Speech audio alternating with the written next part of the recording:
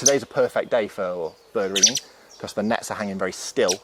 Obviously if they blow, it's easier for the birds to see them, and if sun shines on them, there's a bit of glare off them. But today it's perfectly still, perfectly overcast, so for us catching birds, it's great because the birds just don't see them. So we're here to do bird ringing, which is the catching and tagging of wild birds for scientific study. So we fit them with small metal bands on their leg, little metal rings, and they have a unique number inscribed on them, which allows us, when we recatch them or recite them, to work out where they're going, how long they live, all things that are really important to us learning about birds, and then hopefully helping to protect them. So what we've got here, this is one of my favourite birds to catch.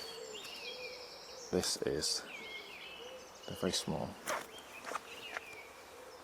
This is a siskin, and the reason I like catching siskins is because we can catch a few of them here in the winter, and we often get them then travelling up to Scotland. So we catch them in March, and then by April we get them being recaught in the Highlands. So they move around quite a lot, siskins. But this guy, because we've caught him in late April, suggests he's part of a pair that's breeding at Creswell Crags, which we only proved that they were breeding here last spring. But they are stunning little things. It's very calm, isn't it? Yeah, it's all about how you hold them. So as long as you hold them confidently and correctly, then it reduces the stress a lot on the birds. And we don't hold them for very long, and we know that this doesn't have any detrimental effect on their lives. But this one has already been processed, so we can just let him go. We can catch them in all sorts of ways, but the most common ways is that we use something called a mist net. So that's M-I-S-T, like the fog.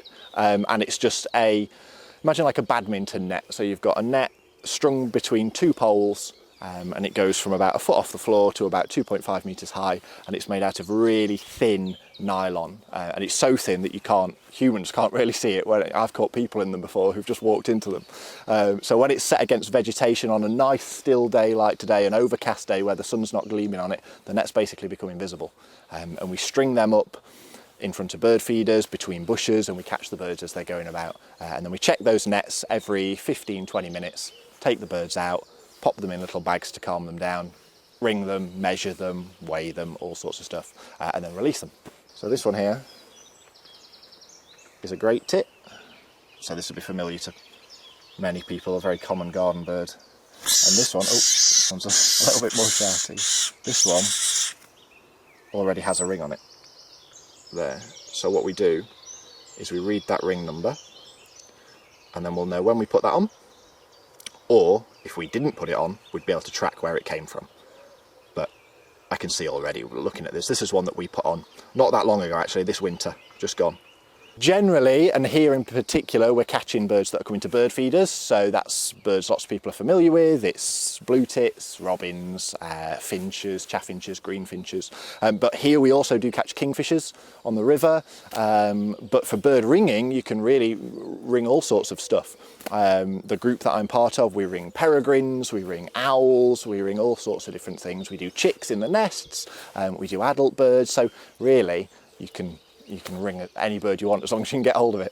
First thing we can do is we can age it, so we can work out how old it is, and to do that we look at the feathers and we see that this blue doesn't continue all the way out to these feathers. If this was this was born last year, if this was born before last year, then the nice slaty blue would continue all the way out onto these feathers. Oh, wow. So we know that she was born last year, and I can say she because she doesn't have a very strong breast band coming down here. A male would have a really wide breast band coming all the way down. And then the weight, this is everyone's favourite bit. That's all we do with the weight. So we get an old film canister pot, put her inside there. She might wriggle a bit.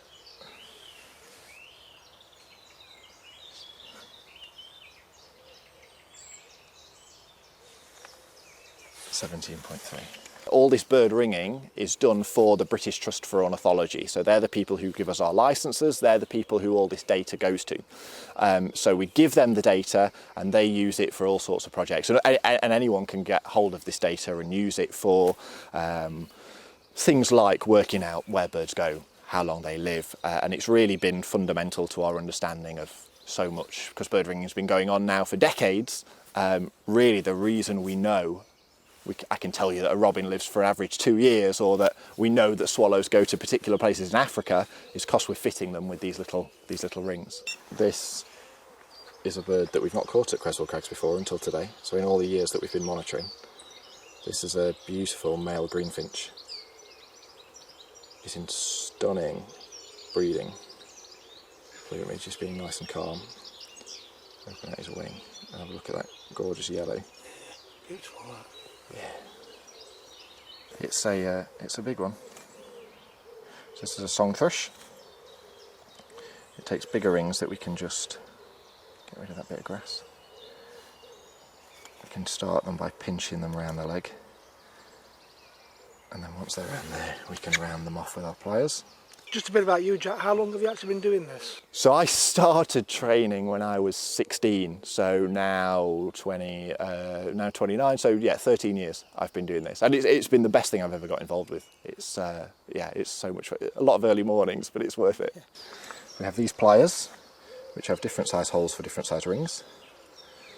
We slot the B ring into the second slot, and we hold out the bird's leg,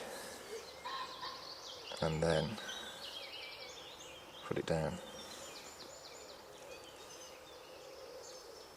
Do the birds actually feel it? No. It's just like wearing a bracelet, and you can see the way it moves and slides up and down the leg there.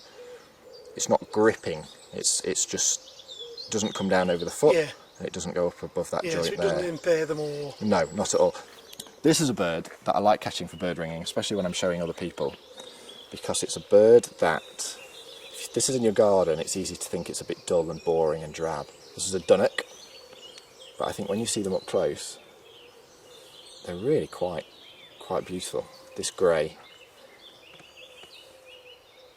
and the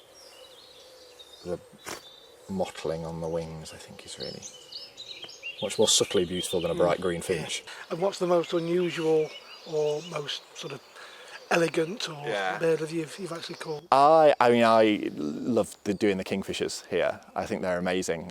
Normally when you see if you're lucky enough to see a kingfisher, it's just a flash going down a river. But to be able to see them and appreciate them close up, they're bright blue and orange, and they're beautiful things to see. This is a chaffinch. This is a beautiful male chaffinch with the red on the front, or the burnt orange on the front, and the slaty grey head. And this time of year in spring they get this gorgeous blue beak. So he's in his spring finery. They're amazingly patterned, all different colours, and this beautiful, when you see the chaffinches flying away, it's these white wing bars, these white wing patches that are a really good feature to look for. So if you see a bird fly away and it's got these bright white lines or patches on the wing, then you're probably looking at a chaffinch. And the female, she's a lot duller than this, a lot browner, but she still has those wing patches. Robin, everyone's favourite. And lots of people have theories on how you can tell whether a robin is male or female. There is only really one, and that's during the breeding season that you can use, and we use as bird ringers. So what we do is we put the bird like that, and then what I'm going to do is I'm going to blow these feathers apart, and you'll see it's really bare. So that isn't always like that, that's just for the breeding season. And what that is, that's a brood patch, and what the bird has done is purposefully lost feathers from its chest so that its skin is the thing that's touching the eggs. Because a bird's feathers are really good for keeping it warm, but they're not great for conveying heat to eggs. So when this bird sits down, it parts these feathers and then sits its skin down onto the actual eggs, and then it gets the warmth of its body. So we can tell that that's a female, because in robins it's only the females that incubate the eggs. So that's a nest of robin chicks, and it just shows at this time of year you've got to be careful about going off footpaths, of keeping your dogs on leads, because look how close we are to a path. can anybody get involved in sort of bird ringing? Yeah, so anyone can do this. It's really, really easy. If you're interested in getting involved in bird ringing, all you have to do is go onto the BTO's website, British Trust for Ornithology. There's a page on there that's called Find a Trainer. You put your postcode in and it just comes up with the nearest bird ringing trainer to you, and you can just drop them an email and just start going out. It's completely voluntary. You do it in your spare time, and you can just train up and do it as a hobby pretty much, but as a really useful scientific hobby that's